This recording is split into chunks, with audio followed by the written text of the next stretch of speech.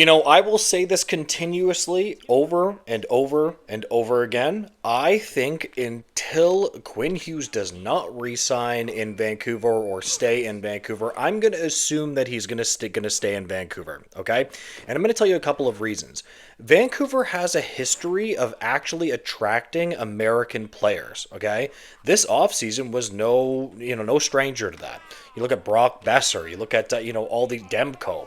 They are able to bring American guys in Vancouver that like to play there and want to stay there.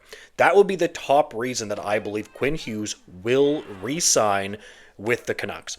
Plus, it's just a good team, right? Now, I think that Quinn Hughes just really, really, really wants to win, and I think that last year was just really disappointing to him, and all the Canucks fans can obviously agree with that.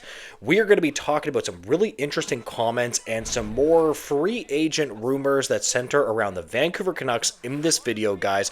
But welcome back to Pixel Plus Hockey. If you could make sure to hit that subscribe button, it would be so greatly appreciated, and thank you so much to those that are already supporting me as well.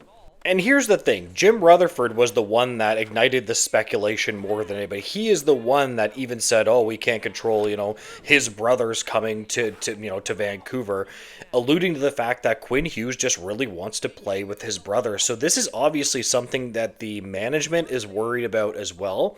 But that doesn't mean that that will happen, right? It just means that the management's a little bit worried. That did perk my ears up when Rutherford said that. And also Ken Danico has been going on and on about how he hears that he is coming to Vancouver in 2027.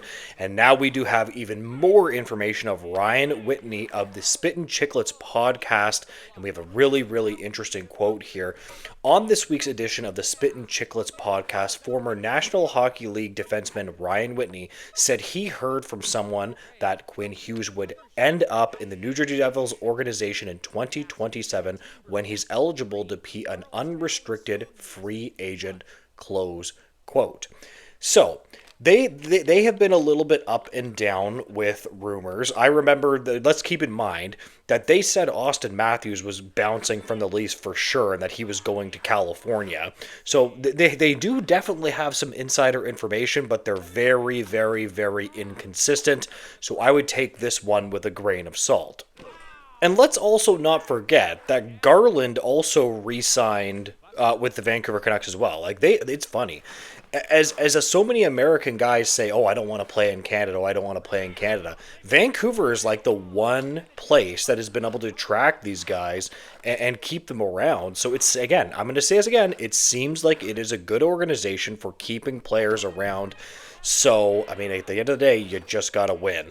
Maybe from his perspective, like he just really wants to go to New Jersey. I just personally don't really think that's going to happen at the end of the day. I will say, though, here's the thing. If the management does actually believe this is going to happen, right? So Rutherford saying, "Hey, listen, we think it's going to happen," you have to put the screws to Quinn Hughes. Like, you have to do something with this guy and say, "We're going to have to move you." And you're going to have to get in his face a little bit, right? You're going to have to get a little bit uncomfortable. We just have to, right now, what we have to do is just trust the Vancouver Canucks management to get this right, depending on how much you trust this specific management group.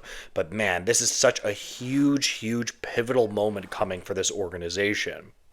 Shifting gears away from Quinn Hughes, one thing that I thought is really funny is when the Canucks traded Dakota Joshua, which, in my opinion, I like Dakota Joshua a lot. He's just my type of player. I wish he could score a little bit more. I wish he could be a consistent 25-goal guy, but God, I love guys that go out and they're just throw some hits.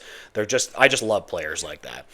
I thought when they got rid of Joshua that they were going to make a move pretty much right away. I thought that was when teams will make a move within 24 to 48 hours. I thought that this was going to be one of them. Unfortunately, it just hasn't materialized. We heard significant rumors about Jack Roslovic and the stock going up to Jack Roslovic saying, "Listen, they're definitely going to add him," but that actually seems to have changed at this point. And we have a very interesting quote here. Quote, "At this point, from what I gather from senior club sources informed about the organization's thinking on the matter, the Canucks have cooled significantly on the prospect of adding Jack Roslovic as an unrestricted free agent at this point. Vancouver is still in the market to land a center, but the trade market is viewed as more likely and realistic route of addressing the club's greatest remaining need. Close quote. So here's the thing: when we talk about Jack Roslovic, the biggest thing that comes up to me is what is this player asking for? Let's put it this way. Let's say Jack Roslovic was saying, I'll sign for $2.5 million.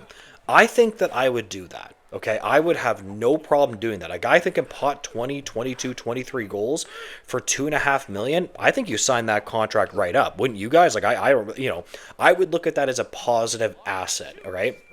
The problem with this is I'm thinking that this guy must be asking a lot.